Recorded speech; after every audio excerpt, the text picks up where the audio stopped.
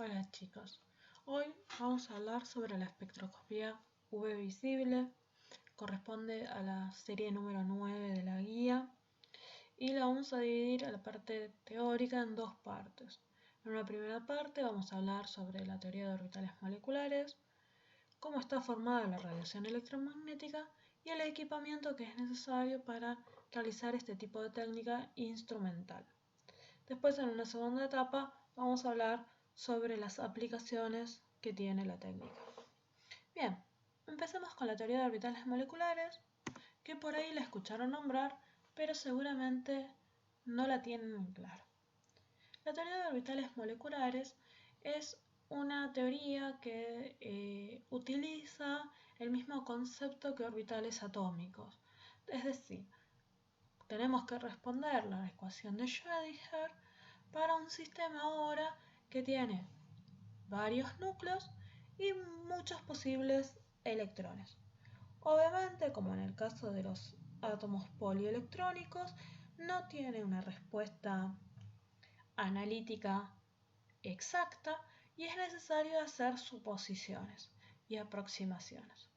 Un buen modelo de aproximación para una molécula, por ejemplo, como el hidrógeno, donde tengo dos núcleos con una nube electrónica alrededor, es suponer que los orbitales moleculares que vamos a obtener son combinaciones lineales de los orbitales atómicos involucrados en la molécula. Acá, como es el hidrógeno, solamente tenemos los orbitales 1s y solo 2 porque es una molécula diatómica. Bien, entonces tenemos dos opciones con los orbitales 1s. Sumarlos y por lo tanto la probabilidad de encontrar el electrón se encuentra distribuida equitativamente entre los dos núcleos, donde ahí hay una zona de probabilidad de encontrar el electrón muy importante entre los núcleos. Si yo planteo una línea recta que pasa por los núcleos, eso se llama eje de unión o eje molecular, y el orbital que yo obtengo, que ahora involucra a los dos núcleos, tiene una zona o una alta probabilidad de encontrar el electrón entre los núcleos. Por lo tanto, voy a considerar que es un orbital de enlace. Y ahora, para nombrarlo al orbital, lo que voy a verificar es la simetría que posee ese orbital. Si yo giro el orbital alrededor del eje de enlace, voy a ver que es simétrico. Ese tipo de simetría se llama simetría cilíndrica y da, siempre que tenga ese tipo de simetría, lugar a orbitales sigma. Por lo tanto, este nuevo orbital molecular va a ser enlazante y va a ser un orbital sigma s. La otra opción es restarlos a los orbitales 1s. Cuando yo los resto, el orbital molecular pensado o obtenido me da que entre los dos núcleos hay una zona donde la probabilidad de encontrar el electrón es 0. Eso se conoce como plano nodal o nodo, y a lo que está haciendo referencia es que ahora este orbital está en contra del enlace. No favorece la unión de los átomos, sino que favorece la separación de los átomos. Y por lo tanto lo voy a llamar de antienlace.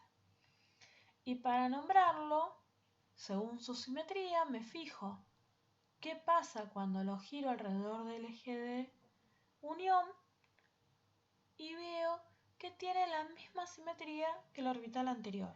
Por lo tanto, también es un orbital sigma, solo que ahora es de antienlace, y para no tener que escribir antienlace, lo que voy a plantear es que es un sigma asterisco.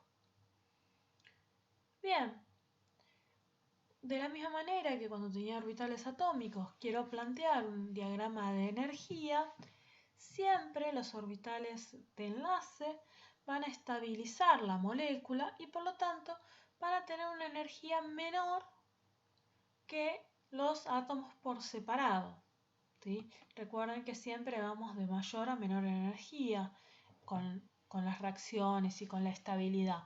Por lo tanto, si yo quiero unir y ver que una molécula se genere, tengo que bajarle la energía.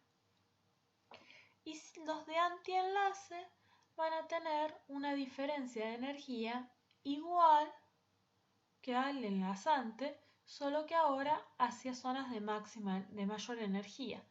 De esta manera, la energía global de los orbitales sigue siendo la misma, porque la energía no la podemos crear ni destruir. Bien, ¿cómo llenamos ahora este orbital? De la misma manera que llenábamos orbitales atómicos, usando el principio de exclusión de Pauli, que plantea que no puedo tener más de un electrón con los mismos números cuánticos. Como solo puedo tener dos números de spin posibles, solo puedo poner dos electrones por orbital. Y además, en caso de tener orbitales degenerados, tengo que usar el principio de máxima multiplicidad, que me dice que me conviene poner electrones en orbitales diferentes con el mismo sentido de spin. En este caso, como cada átomo de hidrógeno comparte un electrón para la molécula, solo tengo dos electrones para distribuir y los voy a poner en el orbital sigma, enlazante. Y en el antienlazante va a estar vacío. Bien, esto es muy sencillo, pero solo me sirve para cuando tengo orbitales 1s. ¿Qué pasa cuando empiezo a tener orbitales de tipo p, como en el segundo periodo? Bien, los orbitales p tengo dos formas de unión diferentes. Puede ser que sean los orbitales p que están en el mismo sentido que el eje de unión de las moléculas, que por convención se dice que es el X, pero recuerden que no hay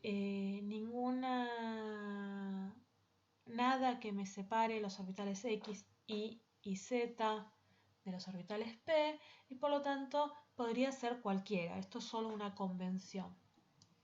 Nuevamente, el solapamiento puede ser constructivo o sumatorio, donde vuelvo a tener un orbital que tiene un máximo de absorción en la zona entre las moléculas, lo cual favorece el enlace.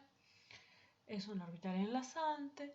Cuando miro su simetría, nuevamente hago girar la molécula alrededor del eje de unión y veo que no hay cambios en la simetría con los casos anteriores, por lo tanto también es un sigma, solo que ahora es un sigma proveniente de un orbital p y no de un orbital s como antes. La diferencia es que este tiene los lóbulos chiquitos con densidad de carga negativa, con probabilidad de carga negativa, del otro lado de los núcleos. Y también lo puedo restar. Y fíjense que ahora nuevamente paso a tener un nodo en la zona entre los átomos, haciendo que plantee que está en contra del enlace y que sea un sigma antienlazante. Nuevamente acá voy a tener una estabilización del orbital molecular de enlace y una desestabilización del orbital molecular de antienlace. También puede pasar que tenga un solapamiento de un orbital p, por ejemplo, del carbono o del oxígeno, con un orbital s del hidrógeno. En esos casos, obviamente tiene que ser el px, porque es el que está en el eje de unión. Y el orbital que voy a tener es el orbital, si quieren, el sp, ¿sí? Donde tengo un s y un p, y es la combinación lineal de un s y un p, ¿sí? Donde voy a tener una zona de máxima o de posible densidad de carga entre los núcleos. Y voy a tener también el orbital antienlazante, donde tengo nuevamente un plano nodal entre los núcleos. En estos casos, nuevamente, si hago girar alrededor del eje de unión, voy a ver que ambos orbitales son de tipo sigma, donde el de la sumatoria es un sigma común y el de la resta es un sigma antienlazante. Los otros orbitales p presentes en la molécula, o en cada uno de los átomos, pueden ser orbitales de tipo de solapamiento lateral, y nuevamente puedo tener una suma donde voy a tener un solapamiento lateral tanto por arriba como por debajo de los núcleos. Acá tengo un núcleo nodal que involucra el eje de reacción, por lo tanto cuando yo gire la molécula voy a notar que hay diferencia entre lo que veía antes y lo que veo ahora. No es simetría cilíndrica y por lo tanto le tengo que cambiar el nombre y se va a llamar orbital pi. Nuevamente, si los resto, voy a obtener un orbital donde la probabilidad de encontrar el electrón en la zona entre los núcleos va a ser mínima y que la zona de encontrar los electrones va a ser por fuera de los núcleos. Es decir, este orbital es sumamente de antienlace. Si miramos, este último solapamiento no es igual a los anteriores y va a ser un solapamiento de tipo pi. Pi asterisco, pi antiasterisco. La estabilización o la diferencia de energía entre los orbitales pi comparado con los orbitales sigma va a ser menor. Entonces, ahora tenemos orbitales sigma provenientes de orbitales s, orbitales sigma provenientes de orbitales p y orbitales pi provenientes de orbitales p con solapamiento lateral. Veamos cómo quedaría un diagrama energético de estos distintos orbitales para una molécula homonuclear diatómica del segundo periodo. Nosotros siempre que dibujamos, intentamos dibujar, hacemos cómo serían los orbitales atómicos de los átomos por separado y cómo quedaría el orbital molecular o el diagrama de energía de orbitales moleculares cuando tengo la molécula compuesta. Puede haber pequeñas variaciones de la posición relativa de los orbitales pi o de los orbitales sigma. Eso ya es hilar fino en resolver la ecuación de Schrödinger, que es la forma de llegar a estos orbitales. Este es un diagrama cualitativo de cómo serían las energías. Acá lo importante es ver que los orbitales sigma tienen una estabilización mayor que los orbitales pi. ¿Sí? Fíjense que partiendo de orbitales de igual energía, la orbital pi enlazante tiene mayor energía que el sigma. ¿Sí? Bien, ahora un parámetro que es muy importante o que puede resultar importante a la hora de plantear un diagrama de orbitales moleculares es el orden de enlace, que vendría a ser algo muy parecido a qué tan unida está la molécula. Y se determina como la mitad de los electrones enlazantes menos los de antienlace.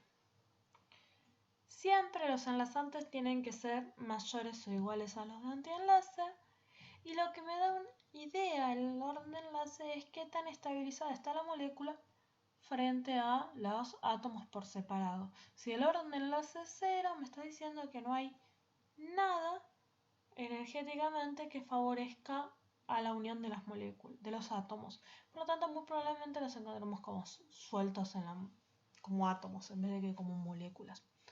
Bien, recuerden, la forma de llenado de los orbitales moleculares es exactamente la misma que la de los orbitales atómicos. dos electrones por orbital con espina diferente y son electrones apareados. Y cuando no tengo electrones suficientes para llenar todo el nivel de orbitales degenerados, lo que tengo que hacer es cumplir con la máxima multiplicidad, entonces conviene que estén separados a lo largo de todos los orbitales que apareados. Entonces, ¿cómo sería para una molécula ficticia, porque no existe, de carbono 2? Tengo 6 electrones por cada átomo de carbono, por lo tanto voy poniendo de 2 en 2 los electrones hasta llegar al pi enlazante, donde tengo que poner 2 electrones en 2 orbitales, ¿sí? Me calculo el orden de enlace, me dice que tendría que tener un orden de enlace de 2. Eso quiere decir que la molécula podría existir y estaría estabilizada.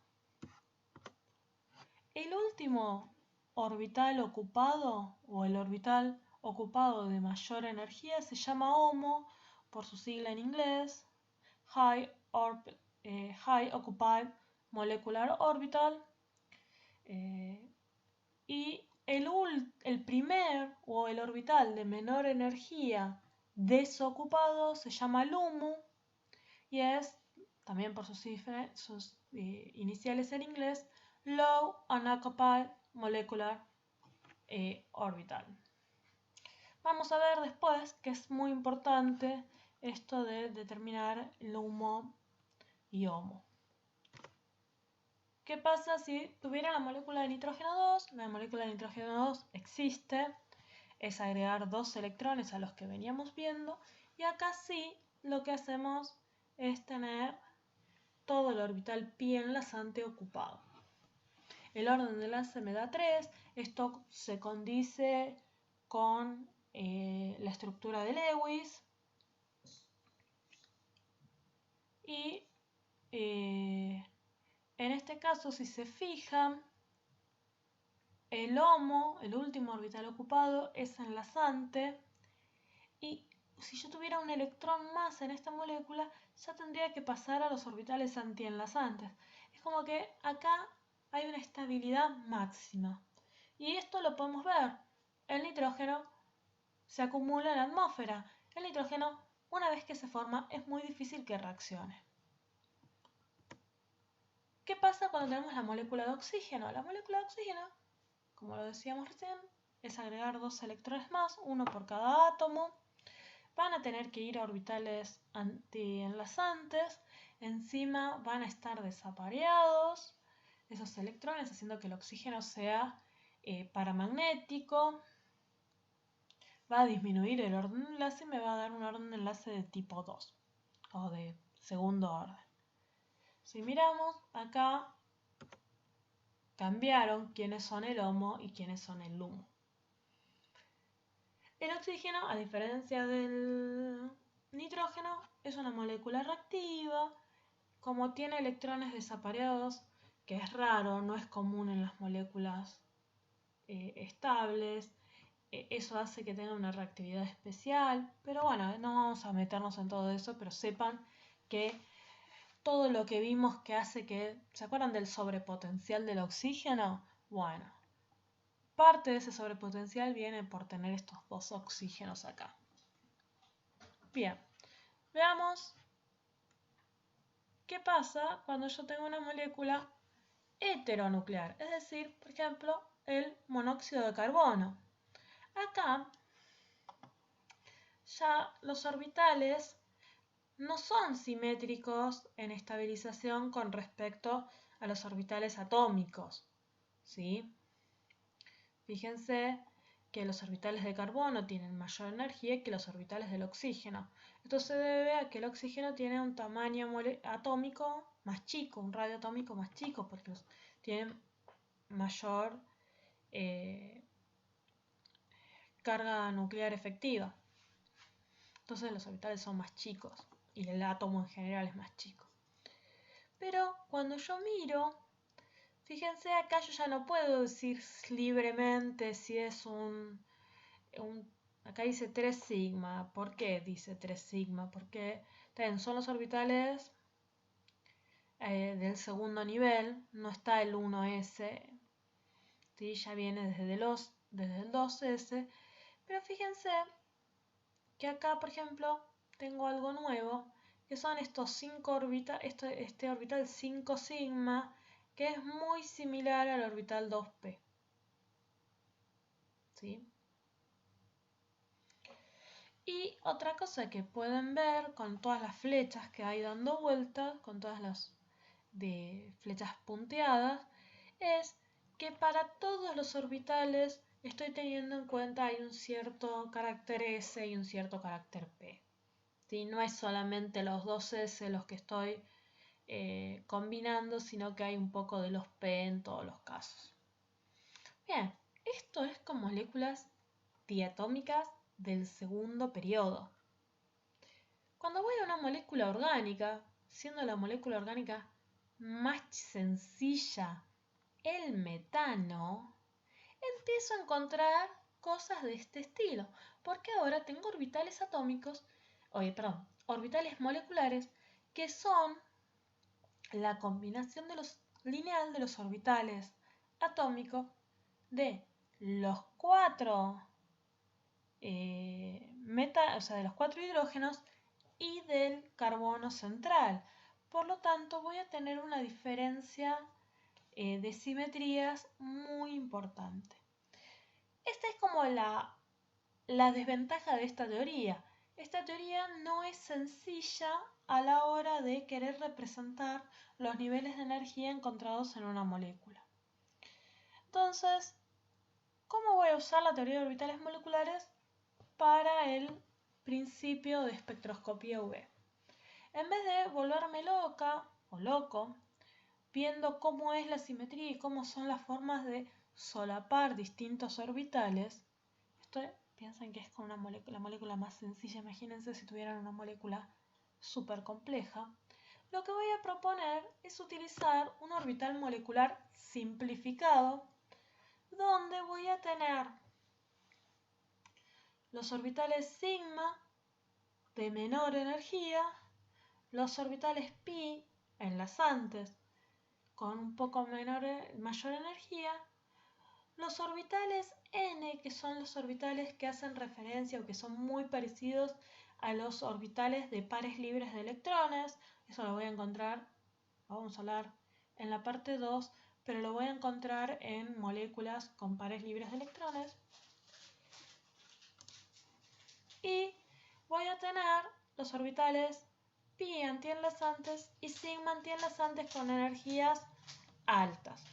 Generalmente en las moléculas orgánicas, como generalmente son carbonos, la fuente, la mayor cantidad de átomos, los orbitales que van a estar ocupados van a ser los sigma, los pi y los orbitales libres, o sea, los electrones libres en caso que tenga oxígeno, nitrógeno o azufre.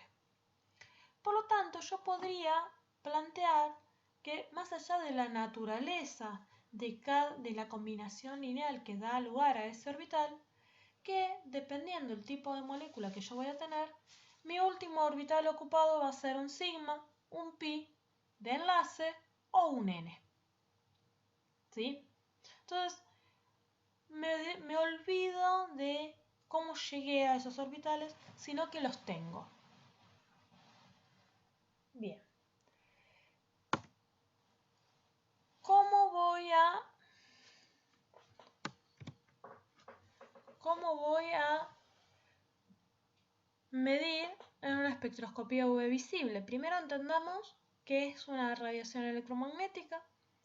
La radiación electromagnética, así como viene del sol o de las luces o incluso de la tele, es una onda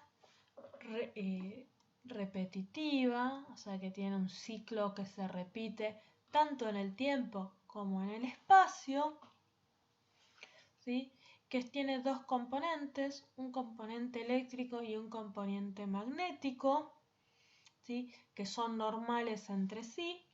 e iguales en magnitud, o sea, en amplitud y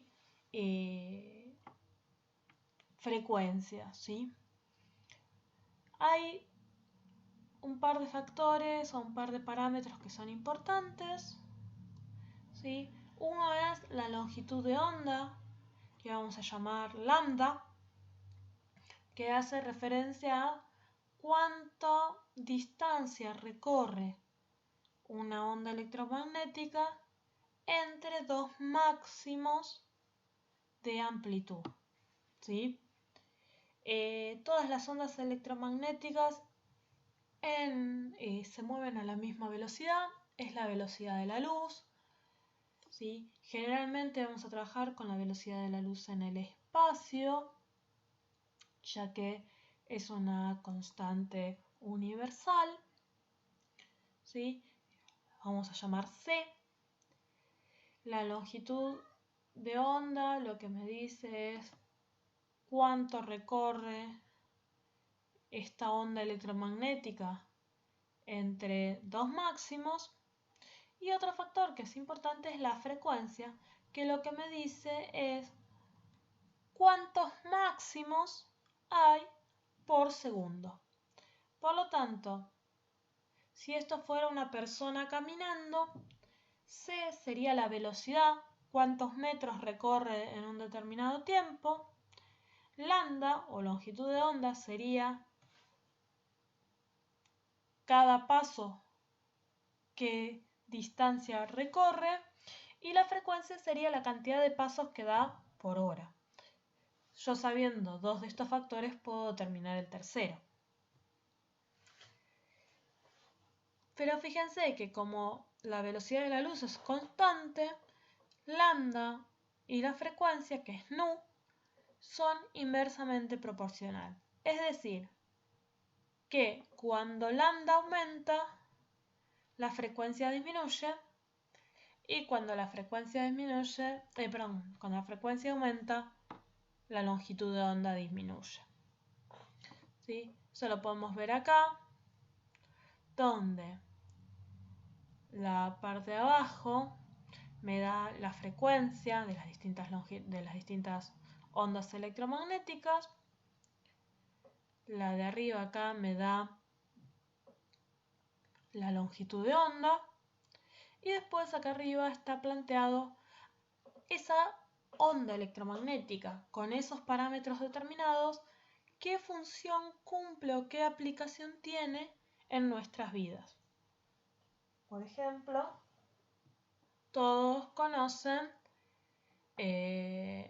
un radar. Bueno, el radar trabaja en la zona cercana a longitudes de onda de 1 milímetro o frecuencias de 10 a la 11 Hz. Es decir, 10 a la 11 ciclos por segundo. Están las microondas, están las ondas de radio, ¿sí?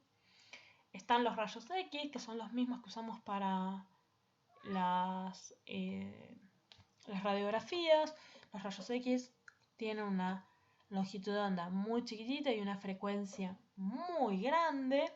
Eso es, son ondas electromagnéticas de alta energía, porque otro parámetro que es importante es esta ecuación, que fue la que planteó Planck cuando planteó la cuantización de la luz, donde plantea que la luz, la onda electromagnética, los fotones, tienen una energía asociada y esa energía asociada está dada por la frecuencia o en su defecto la longitud de onda.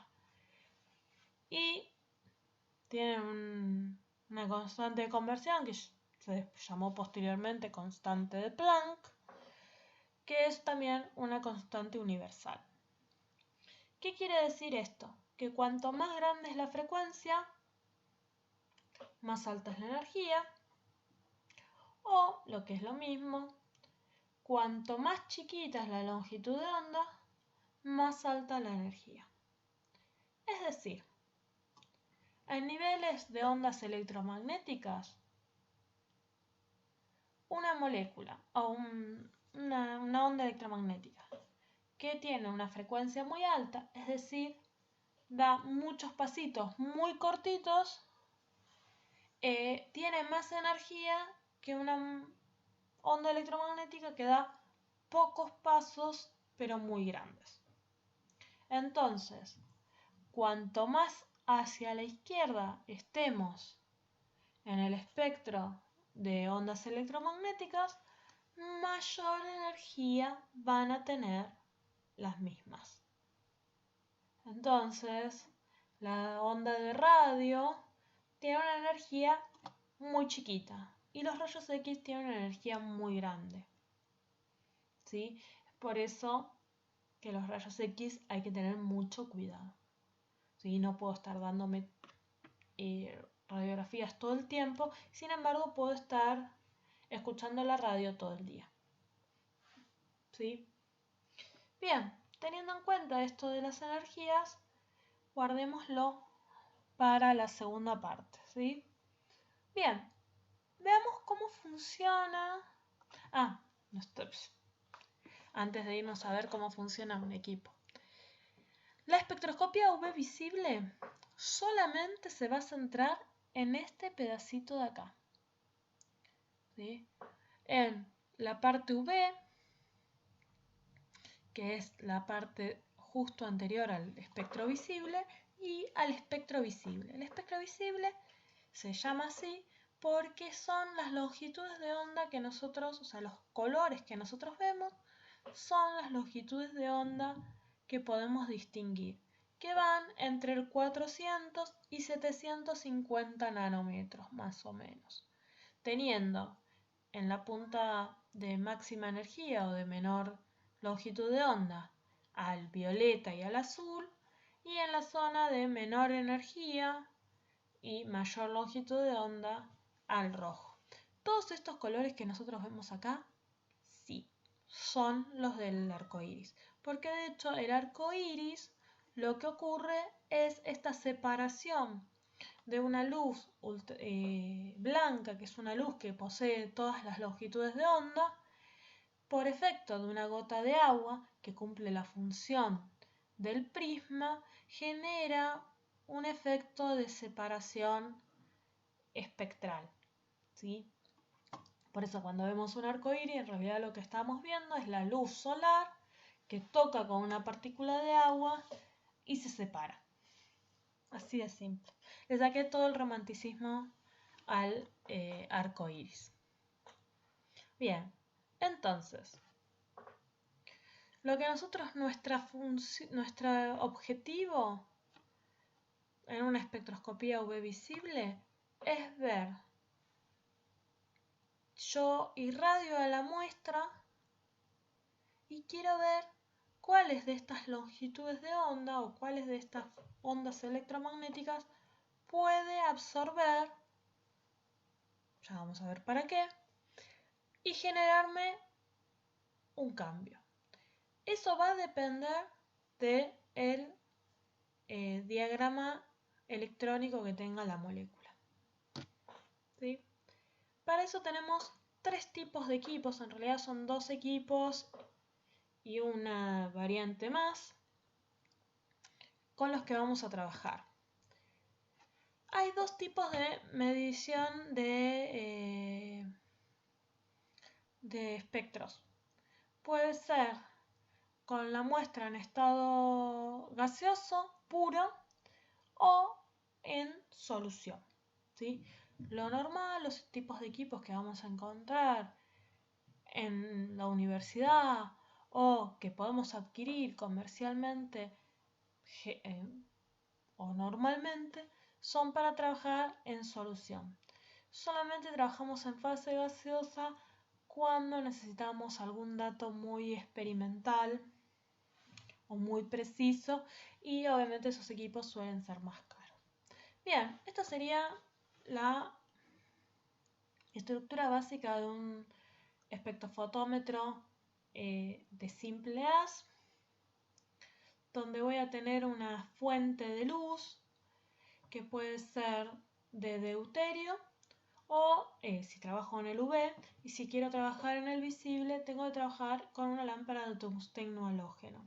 Acá lo que les puse son los diagramas de radiación, los diagramas radiativos, los espectros radiativos. Si se fijan, el deuterio tiene una zona de máxima radiación entre 200 y 300 nanómetros. Es decir, me sirve para irradiar una muestra en ese rango.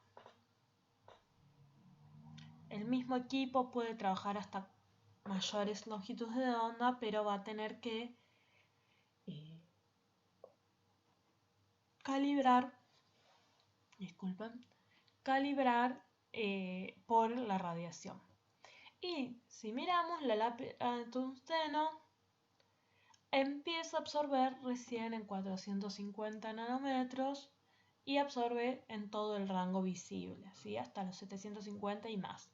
Por lo tanto, dependiendo del rango en el que quiera trabajar, puedo trabajar con un solo deuterio, solo tungsteno o una mezcla. Bien, una vez que tengo mi fuente de luz blanca, ¿sí? Voy a pasar por un sistema de rendijas y espejos que se llaman colimadores, que lo que hacen es asegurar que la luz que va a terminar llegando a la muestra es una luz que está bien enfocada, ¿sí? Que tiene un solo sistema, un solo ángulo de incidencia, ¿sí?